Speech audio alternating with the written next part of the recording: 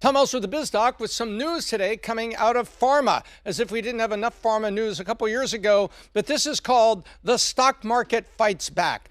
Moderna lowers 2025 forecasts amid market challenges. What could those market challenges be?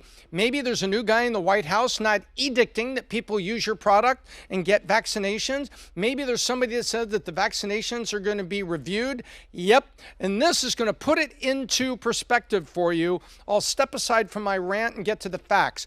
Moderna has $1 billion of revenue they're not going to have this year because they're not selling by force and by signature from the past presidential inauguration led by one of the seven dwarves named Sleepy.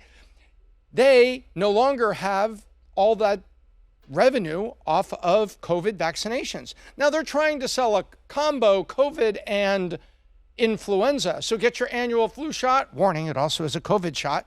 They're still going to try and sell that, but they are $1 billion down in revenue, which says that they are in deep trouble.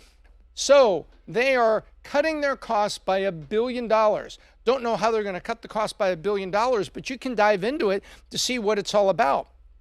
On one hand, you will see news about the change in vaccination. It's affecting their revenue. On the other hand, you'll see that they're about to lay off people just like everybody else had to during the COVID, edicts that we all suffered. And if you want to make sure you know where it's coming from, you can go to center sources and sources that are on the right that are covering it that way here with vtnews.ai. And for instance, you can find the version of this from Zero Hedge, and then from the center, you can find CNBC and Market Watch, which are staying in the center on the story, as opposed to a bunch of left stories that are very worried about people not being forced to have vaccinations. But the full story here at VT News AI, Moderna are going to have a tough year because they can't force us to get vaccinated, which is frankly the way it should have been in the first place.